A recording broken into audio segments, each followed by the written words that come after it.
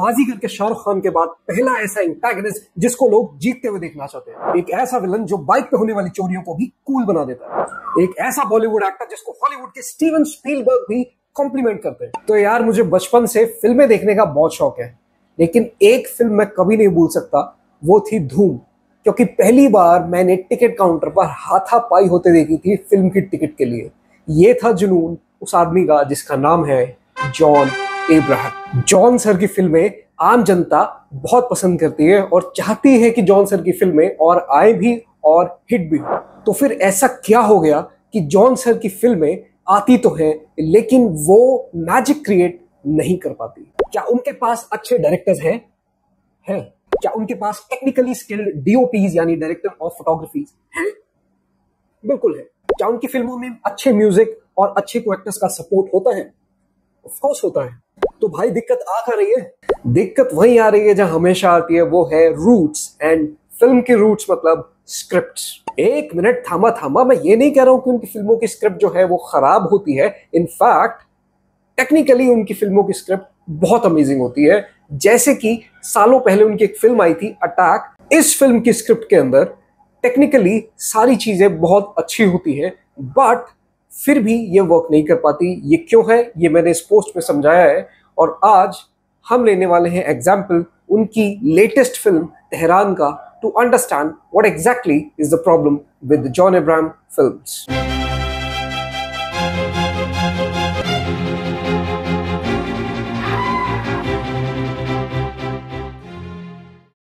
So if I have to explain it in some technical terminology, then I should say कि John Abraham sir की जो films है they are facing extra technical issues. That means कि technically screen writing जो होती है इनकी फिल्मों की बहुत टाइट होती है, बट ऑडियंस और क्रिएटर्स के बीच का जो डिफरेंस है, उनका पर्सपेक्टिव है, उसके बीच में कोई ब्रिज नहीं हो पा रहा है। So guys, I am a professional script supervisor, screen writer and published author, और इस चैनल पर देखने को आपको मिलती है बुक्स और फिल्म्स को लेकर supervisory videos, recommendations, etc., etc. So let us begin by discussing Tehran, the latest film of John Abraham sir, and see why a film with such a good potential did not work well. Problem number one, protagonist. Tehran film true events पर based है, यानी कि उसके ऊपर छेड़छाड़ की जो गुंजाइश थी वो ऑलरेडी बहुत कम थी, but that does not mean कि हम छेड़छाड़ कर नहीं सकते थे। और प्रोटैगनिस्ट की जो पूरी आर्क है उसके अंदर सबसे इंपॉर्टेंट मोमेंट जो होता है वो होता है जब शुरुआती दौर में उसकी वल्नरेबिलिटी से, उसके इश्यूज से ऑडियंस कनेक्ट कर जाती है, और यही वो मोमेंट होता है जब ऑडियंस खुद को या अपने किसी आसपास के इंसान को प्रोटैगनिस्ट की तरह देखने लगती है। ऐसा ही एक मोमेंट आता है तेहरान फिल्म के अंदर, जो एक बहुत वेल शॉट सीन है जिसके अंदर एक बॉम्ब ब्लास्ट होता है शुरुआत के कुछ मिनटों में, और वो भी बहुत खूबसूरती से दिखाया गया है। और इस मोमेंट के बाद जॉन सर जो होते हैं वो, उनको एक ट्रिगरिंग ये इवेंट बनता है जिसके साथ वो तेहरान की जो फिल्म है, जो स्टोरी है, जो मेन प्लॉट है, उससे जुड़ जाते हैं। अब इस मोमेंट पे होता ये है कि एक बहुत ही वेग सी एक्सप्लेनेशन दी जाती है, वो उतनी स्ट्रांग नहीं होती, और अगर ये मोमेंट स्ट्रांग नहीं हुआ तो ऑडियंस और प्रोटैगनिस्ट बहुत अच्छे से कनेक्ट नहीं होंगे। उसकी जीत और उसकी हार से ऑडियंसेस को कोई ज़्यादा फर्क नहीं पड़ेगा।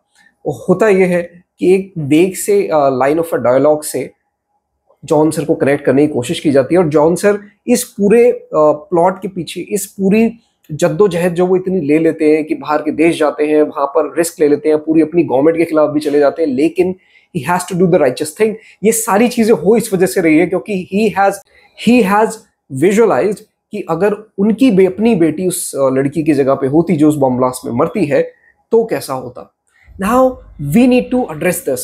अगर इस चीज को ही हम थोड़े और तरीके से एक्सप्लेन कर देते, इसको इतना वेग ना रखते कि बाय चांस बिल्कुल जॉन अब्राहम सर अपनी बेटी को स्कूल से बाहर लेके निकले हैं और बिल्कुल सामने वाले रोड पर ये एक्सीडेंट होता है, कुछ ऐसा।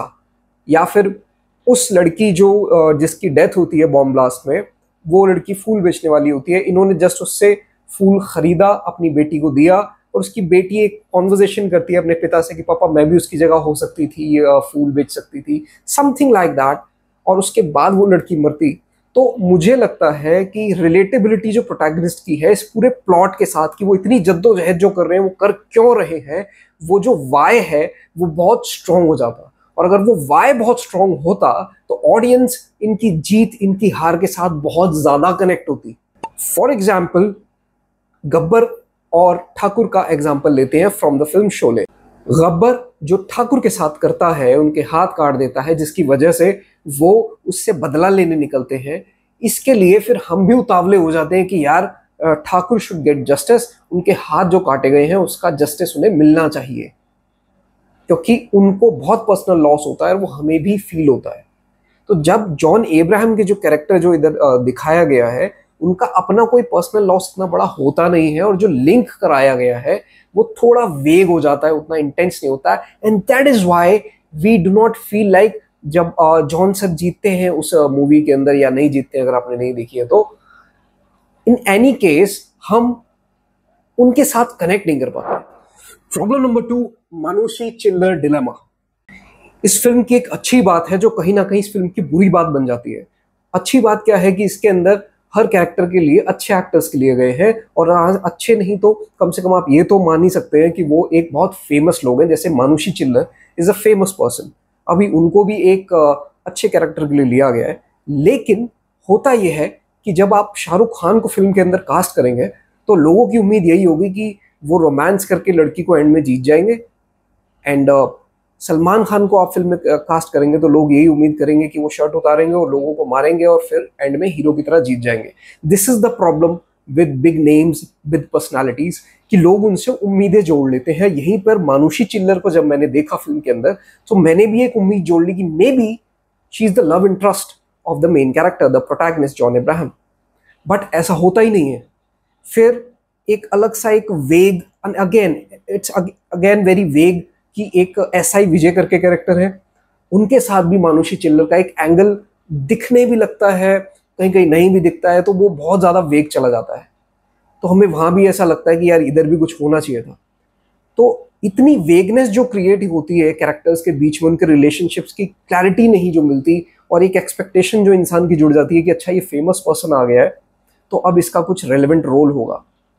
लेकिन जब वो नहीं होता, वो रेलेवेंट रिलेशनशिप नहीं होता दूसरे कैरेक्टर के साथ, तब क्या होता है कि ऑडियंसेस फील लाइक डिससेटिस्फाइड कि यार इसका तो कुछ होना चाहिए था। लाइक अगर आप विद्युत जामवाल या जॉन अब्राहम सर को खुद किसी और मूवी में लेकर आते हैं तो यू एक्सपेक्ट कि अब यहाँ पर बहुत ही जबरदस्त कुछ होने वाला है, और अगर वो जबरदस्त कुछ नहीं हुआ, that feels very dissatisfied. Number 3, randomness.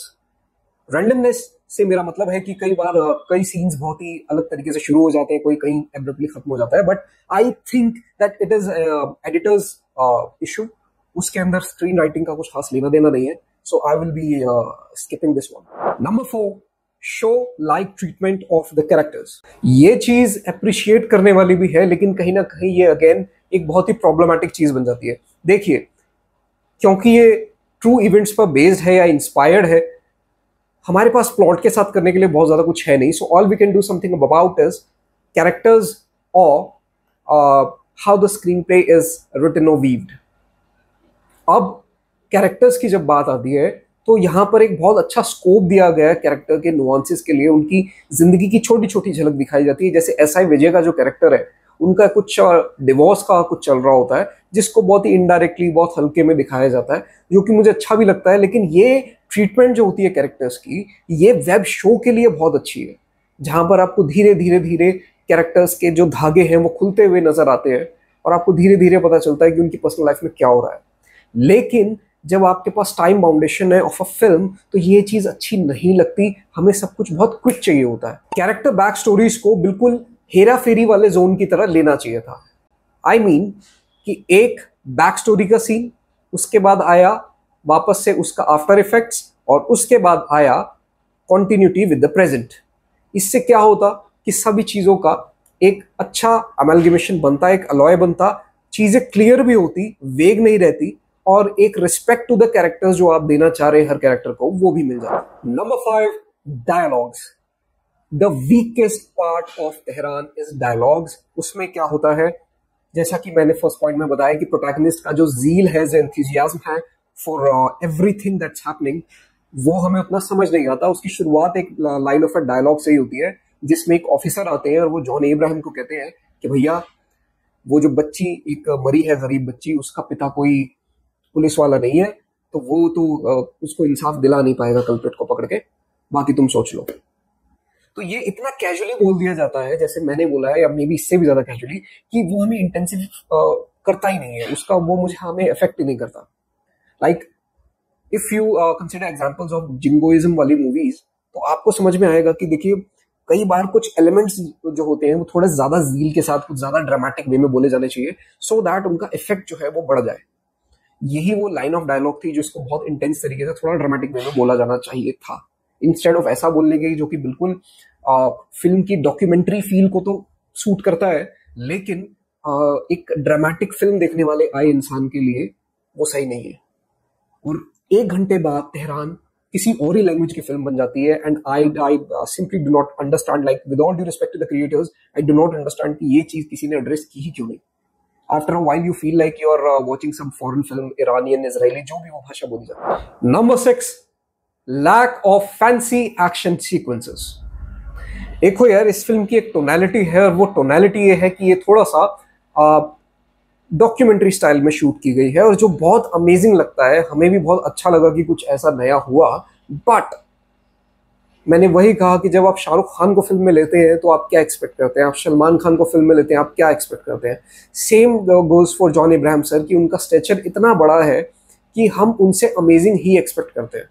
तो जब कोई बहुत फैंसी एक्शन सीक्वेंसेस नहीं देखने को हमें मिलते हैं, जो हमें रॉकी हैंडसम के अंदर जॉन इब्राहिम सर ने क्या किया है, फोर्स के अंदर क्या जबरदस्त किया है, अब उसके बाद हम उनसे ये एक्सपेक्ट नहीं करते कि वो टोन डाउन कर लें। एटलीस्ट उन्हें अपने फैंस को वो देना पड़ेगा जो कि उनके फैंस उनसे एक्सपेक्ट कर रहे हैं। Number 7, characters not used aptly. Elnaaz Norouzi एक बहुत खूबसूरत एक्ट्रेस है, और उन्होंने इस फिल्म के अंदर एक रोल प्ले किया, लेकिन वो इतना ज्यादा छोटा होता है कि आपको पता ही नहीं चलता कब शुरू हुआ कब खत्म हो गया। We need to address this thing properly. देखिए, when some good filmmakers attempt, like John Sir believes in good filmmaking. He said कि मैं जिंगोइज्म और ऐसी चीजों पर फिल्म नहीं करूंगा. That's great. That's great. We need more people like him. But at the same time, we need to address something कि कई बार हम लोग डांस नंबर्स को या फिर कुछ इंटीमेट सीन्स को बहुत ही निचली निगाहों से देखते हैं, and that's not really cool, because intimate होना, रोमांस जो है, एक इंसान की जिंदगी का नेचुरल हिस्सा है। तो उसको अगर देखना भी होगा स्क्रीन पे तो दैट्स नॉट अ प्रॉब्लम। तो एल्नाज नौरोजी या ऐसे अच्छे मानुषी चिल्लर हो गए, Neeru Bajwa, when you see some really pretty females on the screen, so that does not mean कि आपको अच्छी फिल्म बनाने के लिए उनको छुपा के ही रखना होगा। इंटीमेट सीन्स जरूरत बिल्कुल नहीं है फिल्म की, उसकी इसमें उतनी ज्यादा जरूरत नहीं है, बट हमें यह देखना होगा कि इंडियन ऑडियंसेस अभी प्रिपेयर हो रही है to see better content. We can not expect every Indian to understand Iranian cinema, क्योंकि उनकी जिंदगी में वो पेस नहीं चल रही है। वो कहीं ना कहीं एक एस्केप देखने भी आ रहे हैं फिल्म के अंदर, so we need to address that point. और जब उस एस्केप की बात होती है तो उसके अंदर romance with a very pretty girl becomes an important part.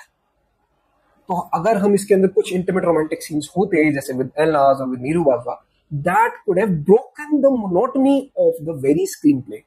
We need to address that it is not a family film. इसको यंग लोग ही देखने आने वाले थे थिएटर्स में, या फिर OTT पर भी जो है वो यंग लोग ही देखेंगे, पूरा परिवार बैठ के नहीं देखने वाला।